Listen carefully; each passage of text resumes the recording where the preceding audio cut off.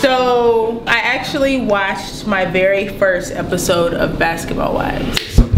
Really? If you see him, point him out. If you see him, point him out. I guess, I don't know if it was the first or second episode, and they were in LA, and these were 4 very grown women with children, and they got into a fight, like an actual fist fight at a table in a restaurant in Los Angeles. I guess my question to you guys is, shows like these that have a core audience of black people marketed towards our demographic, does it make us look bad? Does Pinocchio have wooden nuts? Yes, these shows. Yeah. What, like, what's positive about that? As a producer, Well, they're the positive, and I'm not saying that I feel this way, but I'm just gonna play devil's advocate for a second. They could say, oh, you're seeing people that look like you on television. They were having more minority shows. anybody that kind of signs up for a reality show, this is what producers think. Everything that makes you look stupid is gonna sell, right? Jersey Shore, Basketball Wives. So in their production meetings, they're trying to set you up to look the dumbest. The fact that they pick Basketball Wives, to me, is almost insulting. Dominican wives in the Heights and exploit our Platano eating skills. I will be so upset in our doobie making creation and how we contribute to the hair world. I don't know. That could be a good show, right? El Salon. It's entertainment. I look at a lot. You like the show? It's not that I don't like it. I do, you know. Do you watch it? I do watch it. I do watch it, and I also look at like Bad Girls Clubs and a lot of these reality shows. That is what they want. They want the drama. That's what's going to bring their ratings up. For the drama.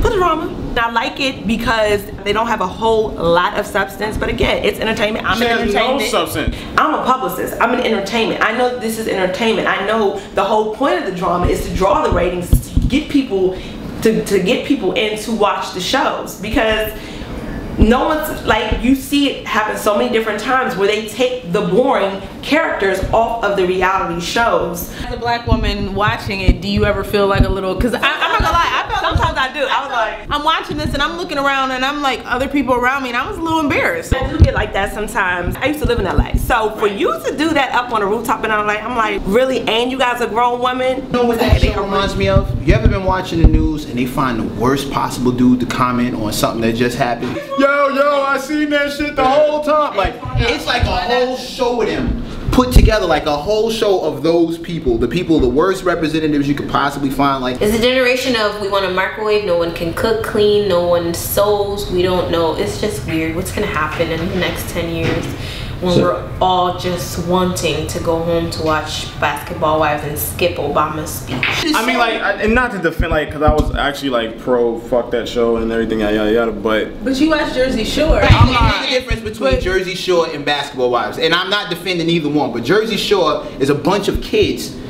They're kids. They're not, one of them is over 30. They're at the Jersey Shore spazzing out, doing what kids do at the Jersey Shore. These are grown women. These are like this is someone's 30. aunt. This is someone's grandmother, like mother. Americans are offended by Jersey Shore as like well. wives and mothers who are. Americans are offended by the kids on Jersey Shore that's as real well. talk. But like, speaking from the perspective right in this motherfucker, like, these are wives and mothers. It's not only wives and mothers, but it's not like colored women who have money and this is how they still act. That's the whole point of the show. These kids don't know the difference between fame and infamy. There's no shame in the generation now. So what they see, it's cool to be that. I used to want to be Michael Knight. They look at Basketball Wives and be like, I love these bitches, the way they get down, she don't take no shit from nobody. I'm a boss bitch. At 39, you still calling yourself a bitch? This is the gimmick right now. This is what's selling. This is what's making people overnight celebrities, even if it is for just 15 minutes. Being famous is no longer about having a talent.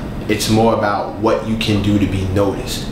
And some things that people do to be noticed make them infamous. In other words, there are things that people are famous for that they really should be ashamed of. Real Housewives of Beverly Hills, they get in fights too. It's just on a different level in it, but it's still, to me, it's still a level of ignorance when you are a grown woman and you have to feel like you have to. Me personally, I don't feel like getting in no fight right now, and I'm 30 years old. And at the casting, I wouldn't have picked her when she told me. Exactly. So because I'm not going to be the one that's going to bring the ratings up. I'm not going to bring the drama. As a black woman, I think I'm always sort of hyper conscious of how we're portrayed in the media, and I think that I had an issue with watching 2 grown women with children fighting. Here's the thing, I kind of feel like with the World Star, this is televised World Star. As far as World Star is concerned, the difference between World Star and what I'm seeing on television, that Basketball Wives episode I watched, the difference is World Star fights happen between bums on the street, teenage girls, teenage people in McDonald's, couple of grown people, but they in the hood. They in the hood. These are established women wearing the best brands with all the money, eating in places that the people we see on World Star have no idea about. When you get to a certain level, everybody I know on World Star is trying to leave the World Star level and be where y'all are at, so I don't have to deal with this bullshit no more. They're not established in the sense that they got up every morning and they worked at something. They're established in the fact that they caught a ball player. And I'm not saying that every basketball wife is like this. I'm not saying that this is the case or not. Maybe they didn't leave the hood. They just moved out of it. Mentally, right? Mentally, they probably did. And what I'm saying to that is, you heifers ought to be ashamed. And when you see these chicks, call them out. My father used to tell me, your life mirrors your mind. If you're looking at Basketball Wives and you find that entertaining, but you can also acknowledge the fact that it's kind of ignorant, you gotta ask yourself why you're that entertained by ignorance. And on the other side of that, if you're a basketball wife and you're wilding out on and you're having fights, and you say to everybody, well, this is just me being who I am,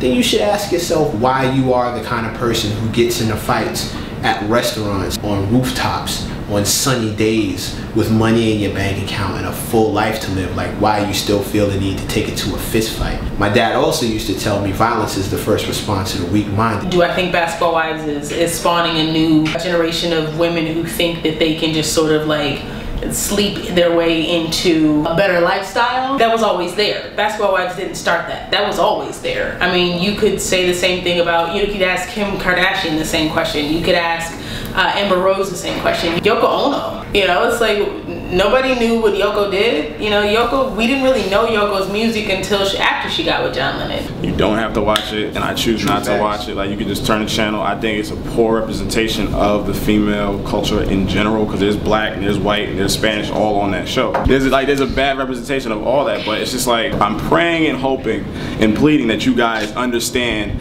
that that is not a way of life. If you're a woman and you're watching this show, do what she did just then. Like, it's ignorant, I find it entertaining, but it's still ignorant. If you co-sign that shit around a bunch of dudes, we will look at you as if you're the exact same dumb kind of chick that's on this show. We will steer clear of you. I have a younger sister who has friends her age. She's 20, I'm sorry. And I've heard, that's hearsay, I didn't hear it from the person's mouth directly, but I've heard that one of her friends said she wants to party hard so that she can be on the Bad Girls Club. And she wants to do all this stuff so that she can be on the Bad Girls Club. So I do believe, in a sense, that it is generation the younger culture, the younger generations, which it shouldn't, because they should be able to say, you know what, no, this is not how I want to be. I want to go on and go to college. School, and you could just look cute, get a nice makeup artist, sit front row at the game, hope the sweat falls on you, and then you can be like, hey, and then you go to the draft parties and you look like you got money, and then, you know, you win one. Your actions kind of show me what kind of standards you have. And if somebody is judging you based on what you put out, then you kind of have to eat it when it comes back to you. Like, if this is what you do, if people are disrespecting you, it's because you're doing some things that are not very respectable. She just talked about Basketball Wives, told you it was ignorant, admitted that she watched it, but she's entertained by the ignorance. But it's still fucking ignorant. Just don't be ignorant. Don't co-sign that shit like it's a way to be. She knows the difference. Yes. There's a lot of girls that don't know the difference. The whole idea of Basketball Wives is to see what this subculture is like. And if I were a basketball wife, I would be a little outraged. If we need 3 seasons to see what this shit is like. Like, it's a repeat. Like, every season is the same shit. Who's gonna fight? Who's gonna ride a kid? They're buying ads on it. I mean, it seems like it's the same rate of fighting. Yeah, look at a fight every They meet each other. I think that's like that for a lot of shows, because it keeps the ratings up. When they start seeing those ratings drop because no one's fighting or arguing, they're like, okay, we need more fights. Yeah, people let us see a train wreck. Basketball Wives is a train wreck. That's all it is. All those females on there are train wrecks. Do I think that Basketball Wives is starting a negative movement? No, I don't. I think that I interviewed Shaunie once, and she said, and I asked her that question, and she said that all they're doing is showing real parts of the culture that they live in. I know girls. I tell you, I know girls who count the minutes to the draft parties and they can't wait to go to the club and bump one by mistake and lock eyes. I know girls. What do you say? There's no difference between fame and infamy. People don't understand you become famous over shit that you should be ashamed of. But since there's no shame, all fame is had fake. a great quote, and he said there's always a club willing to let C-list people in. We're living in a time where people don't have a sort of discernment between fame and infamy. They're all the same, and we see that homogenized sort of desire for that, and I think that's a perfect example of there's a huge club out there that's just letting all sorts of C-list people in, and people are watching. You look beautiful today. I don't know what the hell's going on with those leggings, but I just wanted to say that I did off camera offer a truce between myself and LowKey, and he refused. I mean, there was a moment where I thought, you know what, he was really chill today. It was cool, like we could call a truce and we could start over. I've known Lo for a long time. I thought, you know, maybe we could be cool, and you refused my truce. Oh, so you think you're coming here in my confessional and you're gonna think that's gonna increase the ability to might? Well, no. Now I want you dead. Now there's no truce. Just take a look at her pants. Do you think I'm supposed to call truce with that?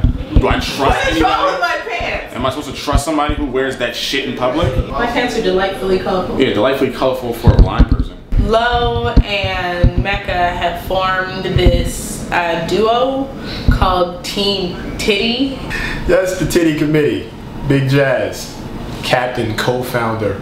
Captain, President, CEO, Chairman of the Boobs. The Team Titty alliance between Mecca and I today was like formed out of a sporadic moment that two young, successful black human beings came together and formed this pledge of we're not gonna take no shit from titties no more. So we formed Team Titty, and Jazz was the first victim, and rightfully so. Like, you saw what the fuck she just did, came in here and had those goddamn pants on. So we need to form something against her. So Team Titty was one of those things that, you know, just came out and it was successful. Big old breasts, cutting glass when it gets cold, tatas, hooters, nanas, snack trays.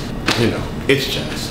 Here's what I always wonder about the lip ring. Sometimes I just want to ask him, like, that's got to get in the way at some point. Like, it's got to. It's just like, it's got to.